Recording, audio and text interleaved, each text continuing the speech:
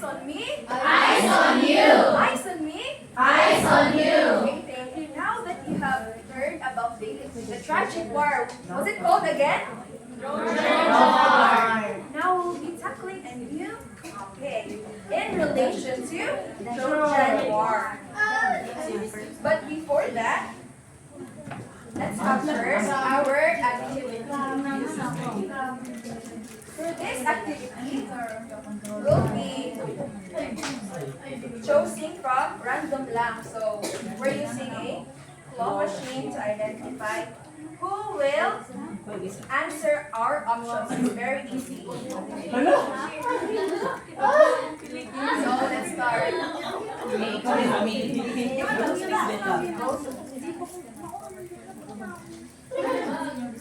What color do you want? Pink.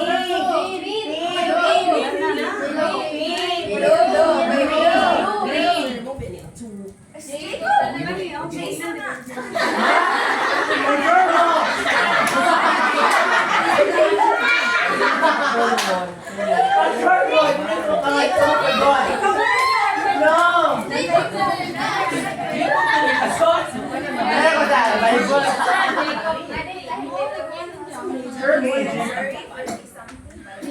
Wala ko yung wala ka mas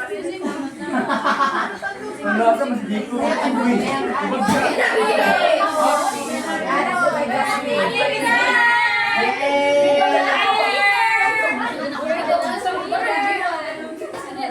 Ikaw ang nabira. So we will choose from our options.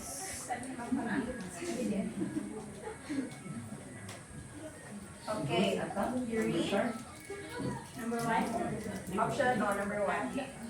Walk through a forest full of geese that chase you aggressively. Or swim across a pool with a shark that has Would you rather what? 1 or 2? Number 2. Why? Patay na siya. Patay na, sure. Okay, listen. Hindi, patay na, sure. Gulay ka. Okay, thank you. Let's see. You heard 3 claps. Let's stop in between. 3, 2, 1, go. Very good. Another. Check Grammarly.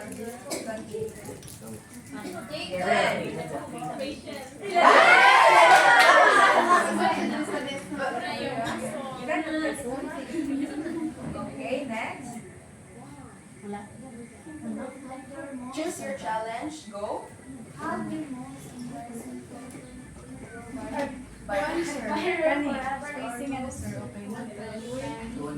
Would you rather as a man?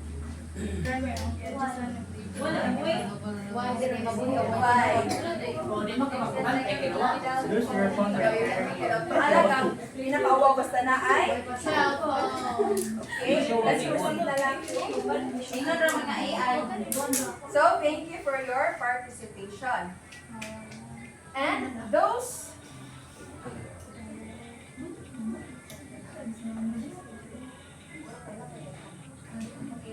choices were somehow exaggerating or something like funny or isn't real, but somehow in life, we all experience like that where we will put in a situation where we're able to choose from choices, even if it's like hard or difficult, but we get to decide, right? If we choose progress or relief, growth or comfort. And today, just like our ancient Greek hero, he was faced to a lot of difficult choices, and he is Odysseus. right. He is Odysseus. So at the end of the lesson, the student will be able to reflect on the lessons from Odysseus' adventure, to understand Odysseus' role in Greek literature, and to identify the essential biographical details of Odysseus and his adventure.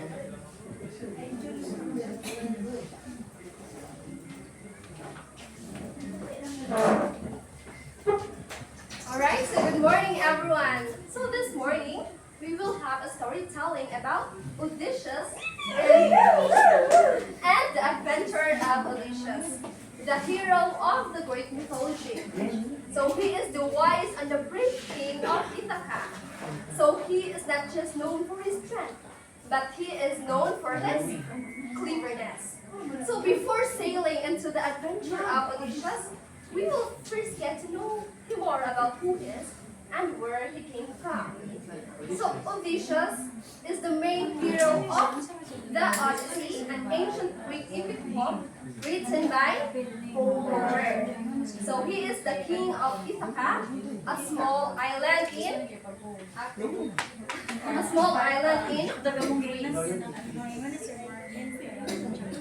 So let's talk about the parents of Odysseus. The father of Odysseus, Laertes. So Laertes is the father of Odysseus, the old king of Ithaca.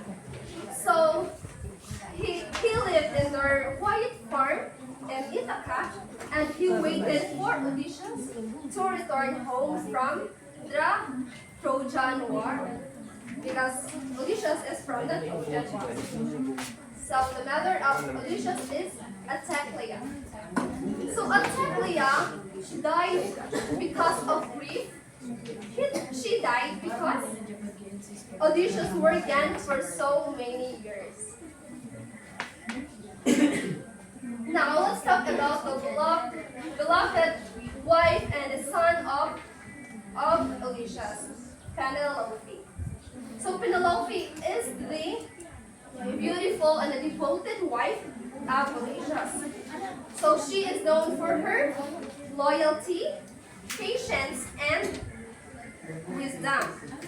So just like Odysseus, she is also clever. So she cleverly delayed a new husband because she has many suitors because of her beauty. So she cleverly delayed choosing a new husband. Now let's go on to Telemachus, the son of Odysseus. Telemachus grew from a timid boy into a brave young man who's been searching for his father, Odysseus.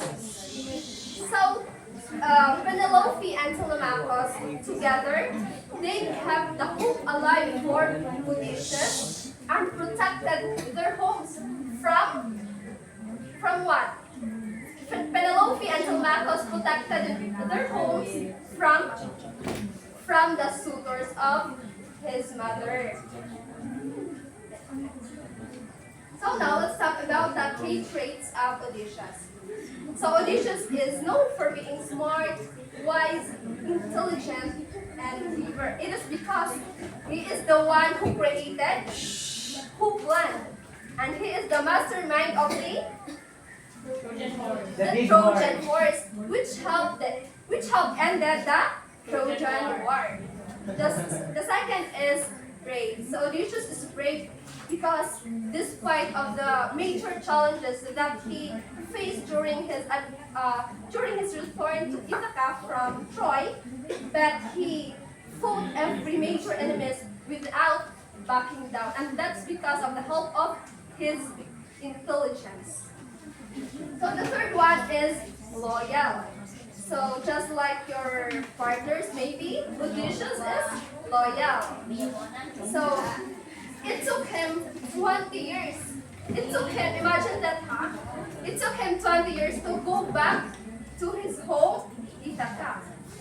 So, but he never stopped trying to return to Ithaca, and of course, to his beloved wife, Penelope.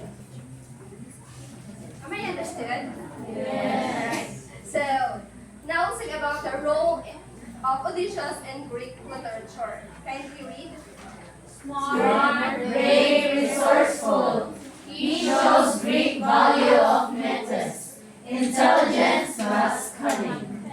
So Odysseus represents the ideal Greek, which has the characteristics of being smart, brave, and resourceful. And he shows the great value of methods, which means intelligence and cunning.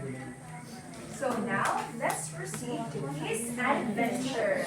Give me 3 claps if you're ready to know Odysseus' adventure.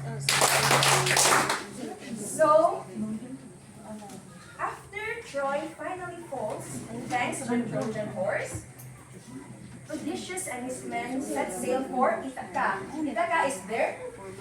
Is there? Home or kingdom, right? They expect to be home quickly, but trouble begins almost immediately. So the first one is from Troy to the Sicones. Everybody say Sicones.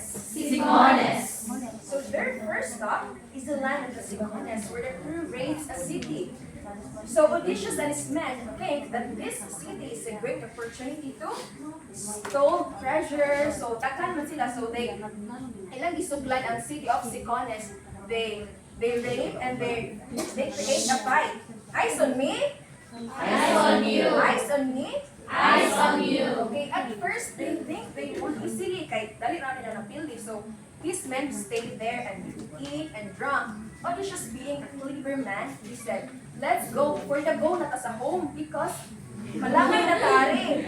But his man was kanang greedy and wanted to just relax first because di ka naman sila sa fight.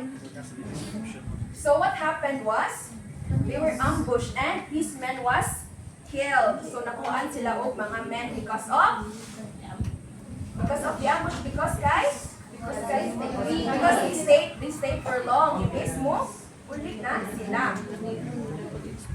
So next, after escaping to the Sicones, they sailed south. A storm blew them, of course. So nawala na sila sa dagat and they were napadpad sa lotus eaters. So do you know what the lotus is? Yes, what they call this a fruit here. So a lotus isn't just simply a mere fruit. Because if you eat a fruit, it makes you forget home. Because their goal is to reach Ithaca to their children, to their wives. But if they eat that fruit, they would feel contentment and peace, and the anxieties and worries would be vanished. So they just want, if ikaw mukha na, di ba? Hindi na kaganahan mo ulit. Again, Odysseus was upset, na-stress na siya. Odysseus dragged his affected men back to the ship. Once again, they escaped. But, farther from Ithaca than before, and this they are near, nalayo na yung sila. But they are not yet done. They encounter with Odysseus. Do you know who is Odysseus? No. He is the Cyclops, son of Poseidon. So, as they continue, what did Odysseus done to their ship?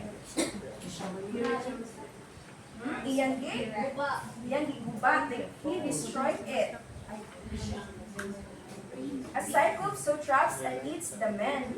But Odysseus, being a brave and strong man, he blinds him and escapes. But when he taunts the Cyclops, he called on to his father, which is Poseidon, god of sea. Yes. From this point, the sea god actively blocks Odysseus' return. So, were they able to go to Ithaca next? No. So, wala naman sila kay bawas sila pa doon, wala sila G-maps. They pushed off course by storms. They reached the floating island of Aeolus. Everybody say Aeolus. Aeolus. Keeper of the winds. So, when they reached there, Aeolus was kind. He welcomed Odysseus. They eat for months. And he shared Odysseus' journey. So, Aeolus was happy. So, he gave him a gift. What gift is this? A bag. It contains ang mga storm. Isud ni Aeolus because he is the god of wind man. So, yan is to keep them safe. So, do you think they will be able to reach home with that kind of gift? Yes. Because na naman ito ang mga storm. Right? So, for 9 days,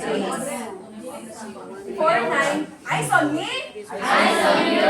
For 9 days, they sail smooth. However, Odysseus was tired and ikapoy na muna siya, so nag-rest ang lalaki. So he rested there, and his men, out of curiosity, right? They opened because they thought that it was gold, but it's not. So, it's a storm. So, a violent wind sends them all away back to Aeolus. who refused to help again. So they're near success because Ithaca was makita naman mo na sa unahan Ithaca na to, but wala naman sila. So, balik na sila sa ilahang again. So where did they came next? Down. Let's show them. Yeah?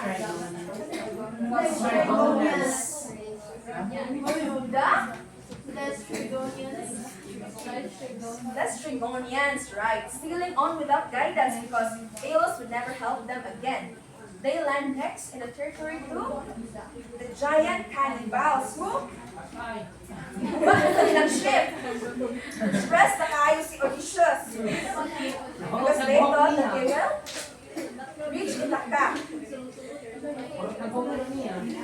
So they lost a lot of ships.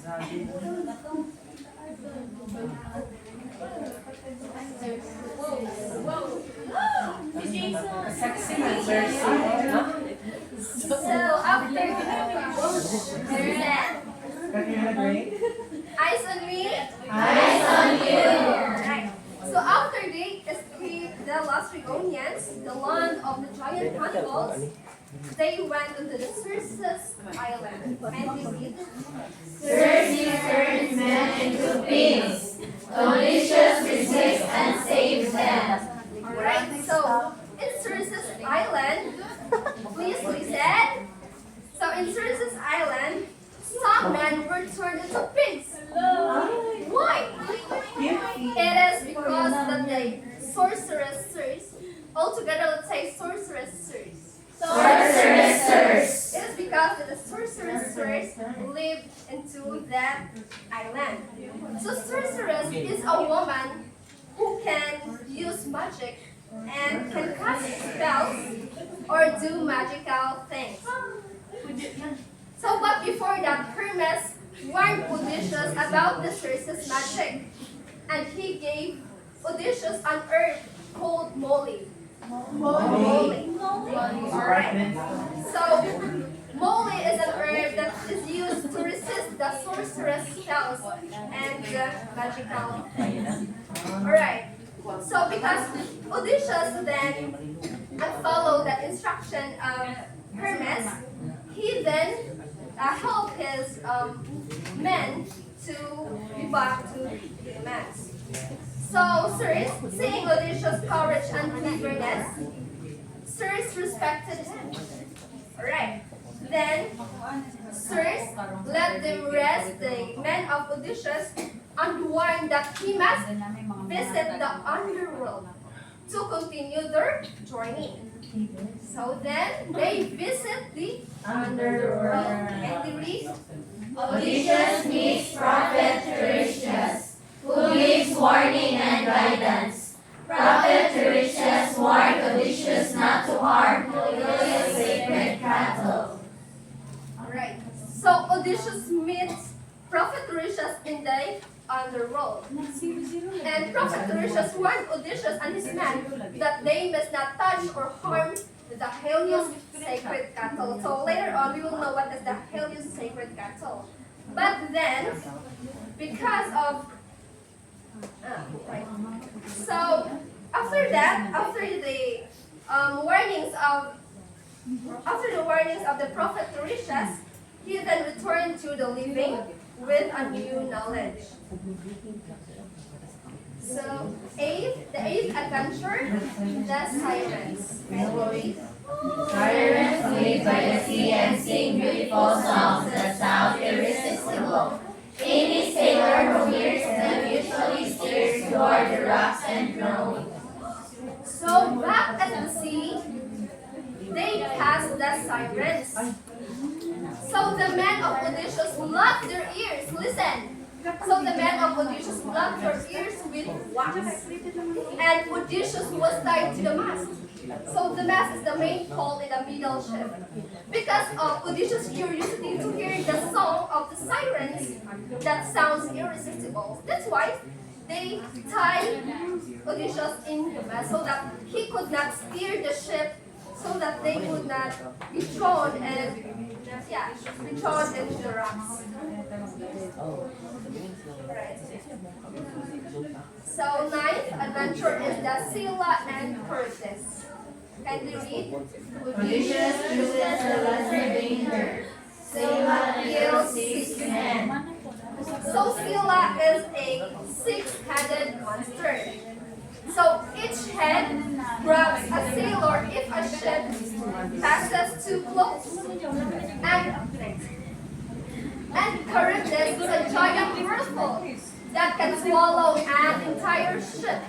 So if you were Odysseus, asa man mo at besides Scylla or ni Charybdis na?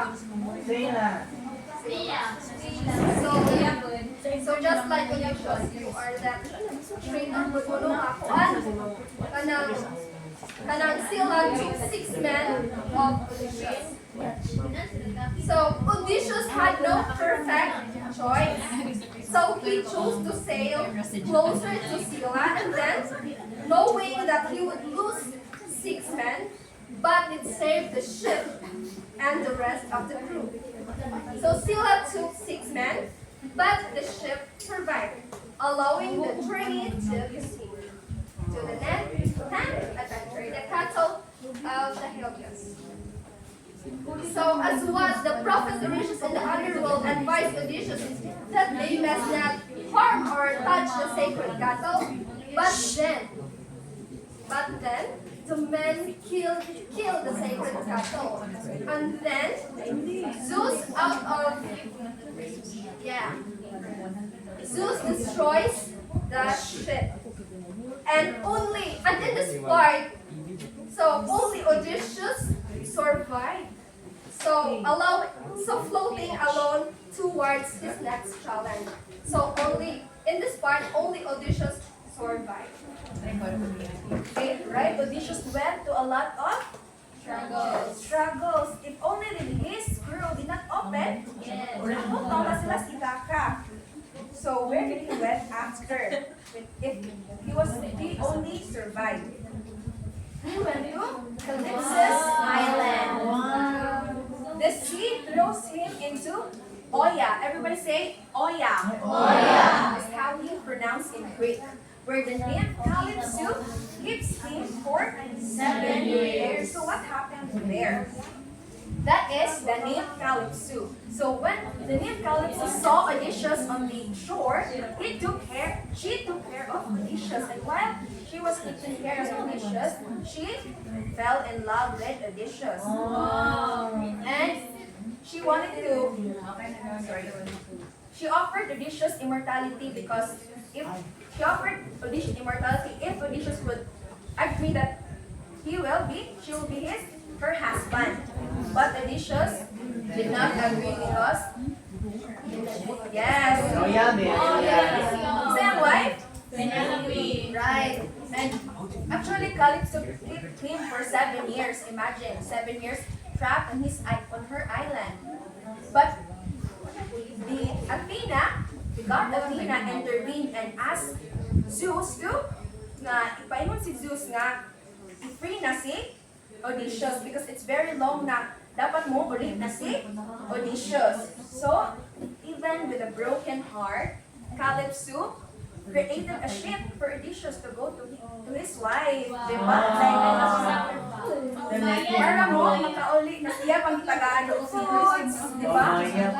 Bayan si Odysseus to Penelope. Next, Poseidon once again wrecks him one more time. Back na sa ng ship that Calypso had created. But he was washed in the land of Phaeacians. Everybody say Phaeacians. Phaeacians. Who treat him with kindness. So, okay na ang iyang patito na. Sana si awan ang forma ni Odysseus after many years. So they have feasts there, games, and songs. So for the first time, he was treated with kindly. After hearing his story, they ferried him home. Sigakan yapon siya ship to go home. For the first time since Troy, he reaches Ithaca safely. What? What happened when he reached there? Let us see.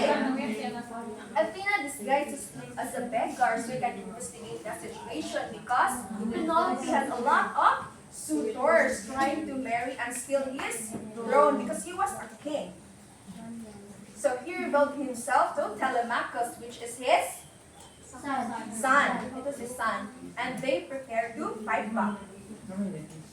So that was the first suitors. In a contest using Odysseus' bow, he reveals his identity. With Telemachus and two loyal servants, they kill the suitors and punish him. Ithaca is finally restored to order. But what happened? Penelope was not easily not convinced that it was Odysseus because there are a lot of imposters trying to pretend that it was him because for 20 years kaya nawala si Odysseus. There are a lot of imposters, so he tested her husband by asking, trying to remove our bed. So Odysseus was angry that they cannot remove their bed because it was crafted from the olive tree. So kanang kahoy buhay na siya, i-craft the Odysseus to make a bed. So only the couple knows that secret. So Odysseus was able to provide the answer. That is why they reunited and peace returns to the island. There are a lot of struggles. Okay, eyes on me. Eyes on you. Did you get the plot twist and all the troubles Odysseus went to? Yes. It was stressful, right? But considering Odysseus' background as a wise, strategic, and determined leader, which part of his character do you think can inspire you the most in dealing with your own struggles today? You will have volunteers? Well, we have a claw machine for that. No worries. Okay, green. Let's go to green. Perfect. What's the question, balik? Considering it's the same as wise and doing it, either which part of this character do you think is very with your struggles? Feel ako sa character, Odysseus kay he was so loyal. Pero kung ako po ito, mga 20 years, tumingin, sir, kumlain na. At ano naman ako na-amaze ni Odysseus kay kanang loyal kaya siya ni Penelope. Thank you. Let's give her a stormy clap. Right. Hello. It's because of the storm man in the story. No?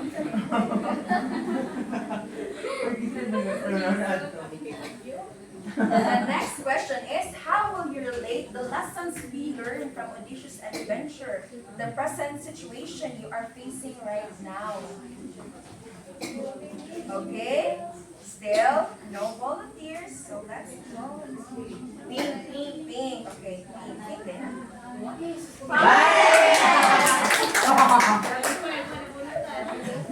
So how would you relate the Listen.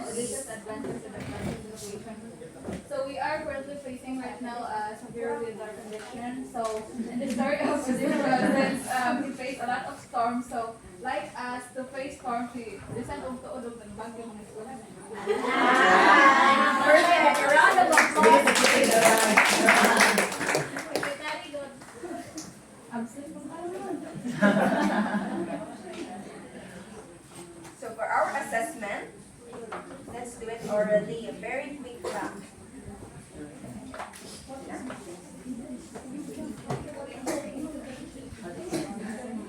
So, number 1, can you read? What is Metis?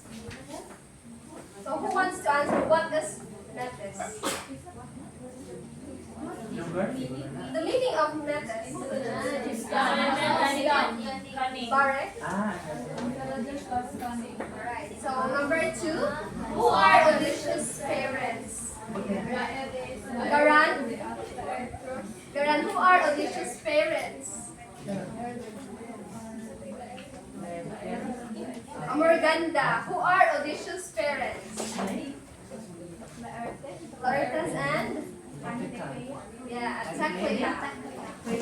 So number 3, who are Odysseus' wife and son, Ilang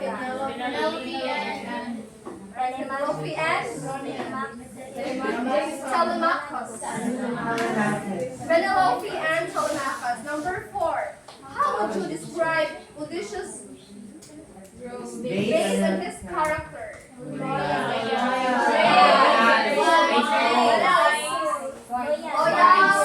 wise, intelligent, stubborn,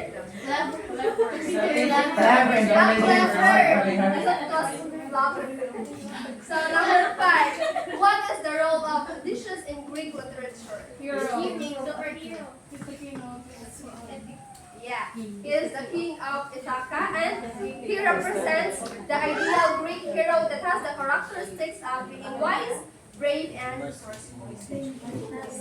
This place is where Odysseus and his men encountered people who ate the fruit that made them forget their goal. Correct.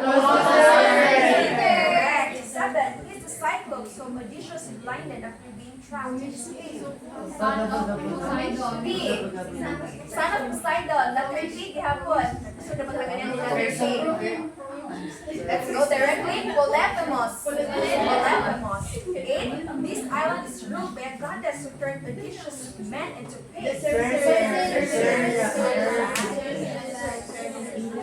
Before we end, so let me read na lang because it was cut off. Odysseus' journey teaches us that life, eyes on me, Eyes on you. Okay, let's all read na lang together. Go! Odysseus' journey teaches us that life is not a straight path. Setbacks are normal and progress takes time. His experiences remind us to stay disciplined, avoid distractions that pull us away from our goals, and think smart when facing challenges. Continue. We also learn the importance of choosing the right people to travel with and letting go of comfort when it stops us from growing. Most importantly, like Odysseus, we must stay true to who we are, especially when life tests us. Agree? Yes! Okay, thank you for participating and let's give ourselves angel applause. Do it, now you do it. Okay, eyes on me. Eyes on you. 1, 2, 3. 1, 2, 3. 1, 2, 3. Okay, 3, 2, 1, go. 1, 2, 3. Woo, woo. 1, 2, 3. Woo, woo. 1, 2, 3. Woo. Okay, thank you.